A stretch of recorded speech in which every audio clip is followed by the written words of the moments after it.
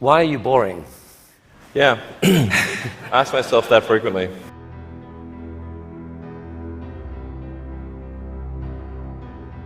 A lot of people dreaming about future cities, they imagine that actually the solution is sort of flying cars, drones, etc. You go above ground. Trying to dig a hole under LA, a 3D network of tunnels to alleviate congestion.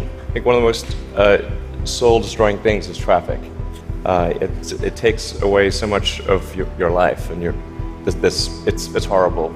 There's no speed limit here, so we're designing this to be able to operate at 200 kilometers an hour, about 200 kilometers an hour, or about 130 miles per hour. There's no real limit to how many levels of tunnel you can have. So you can go much further deep than you can go up. The deepest mines are much deeper than the tallest buildings are tall.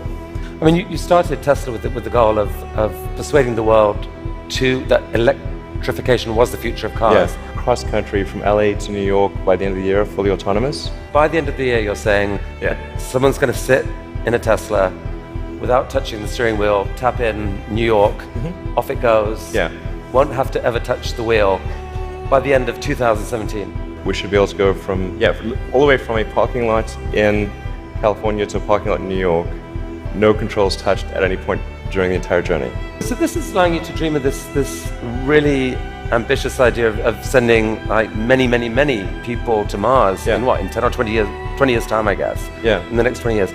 And you've designed this outrageous rocket to do it. Help us understand the scale of this thing. Well, I think visually you can see that's person, the thrust equivalent of 120 747s with all engines blazing. This can take a fully loaded 747 with maximum fuel, maximum passengers, maximum cargo on the 747. This can take it as cargo. You presented recently this interplanetary transport system. This is a scene you picture in 30 years time, 20 years time? 8 to 10 year time frame. Aspirationally, that's our target. Our internal targets are more aggressive, but I think this vehicle seems quite large, and is large by comparison with other rockets. The future spaceships will be truly enormous.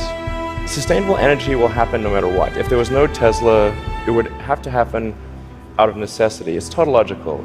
If you don't have sustainable energy, it means you have unsustainable energy. Eventually, you'll run out, and the laws of economics will drive civilization towards sustainable energy inevitably. The fundamental value of a company like Tesla is the degree to which it accelerates the advent of sustainable energy faster than it would otherwise occur. In 1969, we were able to send somebody to the moon. Then we had the space shuttle. The space shuttle could only take people to low Earth orbit. Then the space shuttle retired, and the United States could take no one to orbit. So that's the trend. The trend is like down to nothing. This is not. People are mistaken when they think that technology just automatically improves. It does not automatically improve. It only improves if a lot of people work very hard to make it better. And actually, it will, I think, by itself degrade, actually. I look at the future from a standpoint of the probabilities. It's like a branching stream of probabilities.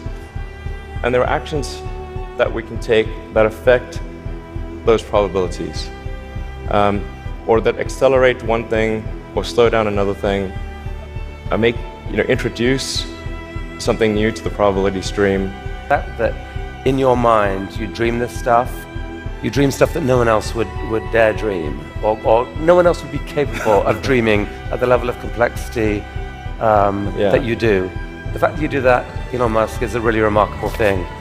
It's important to have a future that is inspiring and appealing. I mean, I just think that there have to be reasons that you get up in the morning and you want to live. Like, why do you want to live? What's the point? What inspires you? What do you love about the future? And if we're not out there, if the future does not include being out there among the stars and being a multi-planet species, I find that it's incredibly depressing if that's not the future that we're going to have. I'm not trying to be anyone's savior. That is not the. I'm just trying to think about the future and not be sad. You'll tell me if it ever starts getting genuinely insane, right?